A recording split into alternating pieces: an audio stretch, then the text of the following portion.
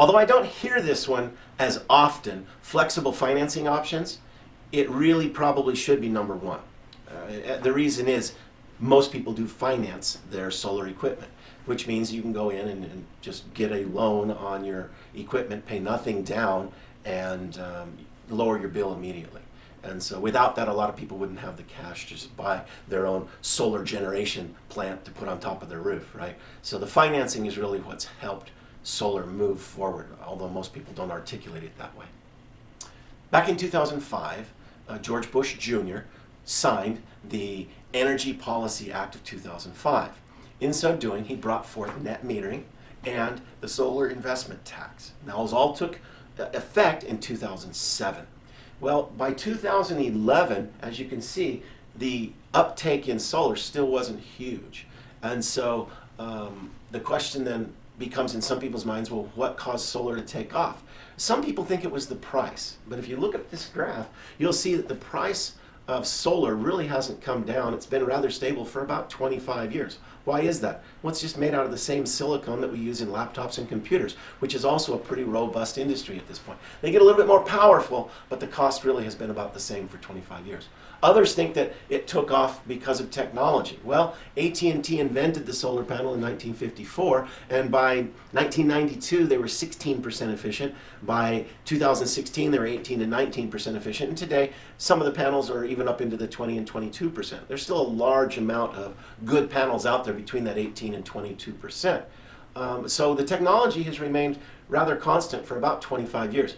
And by the way, while we're on that, some people are like, well, I'm going to wait until they get a more powerful panel. Solar is not sold on a per panel basis. It's sold by the amount of electricity being produced for you. So if two systems put out 10 kilowatts and one has to use 20 solar panels and the other only has to use 18 solar panels, the cost of that system will be identical because solar is sold by the amount of electricity it's giving you, which is good too. Otherwise, people with their panels facing south that have direct sunlight, let's say that's an 18% efficient panel, it's getting direct sunlight. It's going to produce more electricity than, say, a panel that puts out 22% efficiency but is facing east or west and getting its electricity at an angle. So don't worry about the efficiency of the panels today.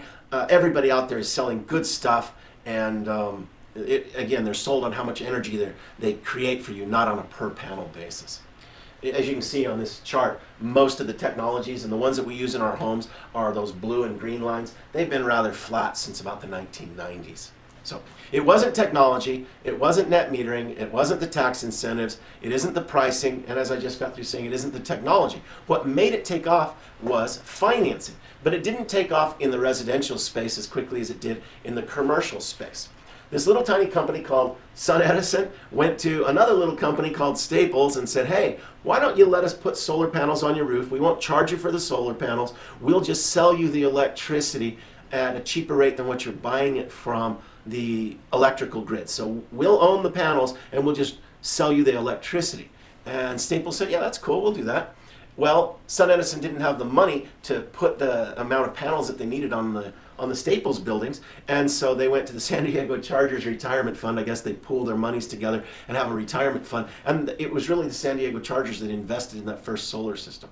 Well, with SunEdison's success with Staples, they went to that little tiny company called Walmart, right? Well, there was only one small problem with Walmart once they were convinced that this was the thing to do, and we know what that is. There's a Walmart on every corner, right? So Walmart had so many stores that when they did say yes, they told SunEdison they wanted to do 1,000 stores. And at about $750,000 per store, you're looking at $750 million investment. So obviously, SunEdison needed a Goldman Sachs, and that's what happened. Goldman Sachs came in, and they looked at all the variables that they would in any investment. They said, well, we've got net metering, check. We've got tax incentives, check. We've got pricing stability, check. And we've got technology stability. Remember, Goldman Sachs wouldn't have invested in this if the pricing or the technology had been volatile or still dropping at a precipitous rate. Why would they spend $750 million on pricing if that pricing was going to drop in half the next week, or in technology if there was on the verge of taking panels from 20% efficient to 40 or 60% efficient? Those types of efficiencies hadn't happened in 25 years. That type of pricing hadn't dropped in a long time. So because those things were stable, Goldman Sachs said, yeah, we'll finance it.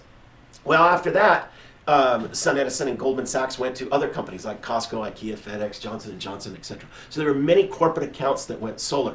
That took between, say, 2011 and 2015.